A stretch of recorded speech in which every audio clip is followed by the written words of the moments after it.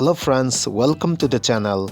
Friends, ngasigi video asida ahak na share tawgadariba asi Jiofibre gi recharge asi My Jio application gi kutangda matokaram na recharge tawgadage haibagi matangdani.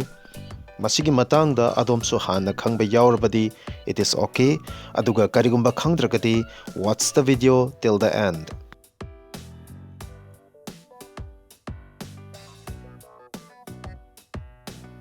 Ahanbada My Jio application hangdokpiro.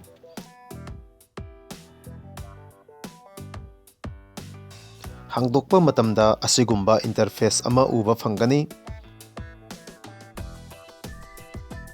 Mathangda adomna Fiverr haina thaba option asida tap natraga click tawigani. Madugi matungda your Jiofibre plan has expired haina thaba display ama uba fangani. Loinana Jiofibre number su uba fangani. Makhada scroll down tawduna yengbada you don't have any active data plan haina thaba display amasu uba fangani. Hauzik ehakna tawgadaba asi recharge tawbani aduna recharge haiba option asida click natraga tap tawgani. Masigi matungda Jiofibre gi tongan ba plan sing uba fangani.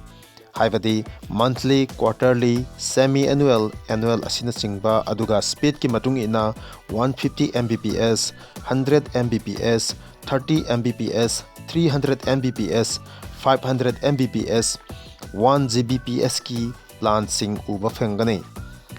Ayhaki oinadi 30 Mbps ki plan asi khallage. Masigi feature asi price na rupees 399 ni, 30 days validity lay, internet data unlimited ni aduga voice service na free ni. Rupees 399 gi plan asi recharge tawna bigidamakta buy haiva option asida click tawgani. Hauzik payment tawnanaba option thoklakle. Rupees 399 gi plan asi GST yauragadi payment tawgadaba amount asi rupees 470.82 ni. Masigi amount asi GPay, debit card, credit card, net banking, Paytm asina chingbagi kutangda payment tawba yai. Ahaki onadi payment asi debit card tagi tawrage aduga ahaki payment option asi hana na save tawraga lairabani. Debit card ki option khallaba matungda debit card ki details men gadaba option thoglakani maduda men pham thokpasing men gani aduga pay haiba option asida click tawgani. Masigi matungda payment gateway ama thoglakani loinana debit card adugi registered tawraba mobile number aduda OTP number lakani madugi number adu box asida men gani men laba matungda make payment ta click tawgani. Masigi matungda recharge successful oire haibagi display ama ulakani loinana payment tawbagi notification messages adomgi mobile number aduda lakani.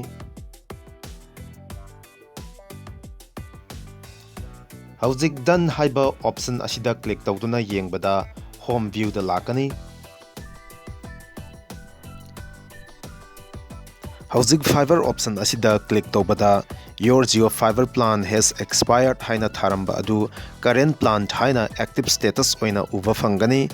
Loinana makhada scroll down tawduna yengbada su mamangda hana lairamba you don't have any active data plan haina lairamba adusu laitre. So this is how Jiofibre is recharged through My Jio application. If you find the video useful, hit the like button, share the video with your friends and the loved ones. We will come back with more useful videos like this. So subscribe to the channel. Thanks for watching. See you again.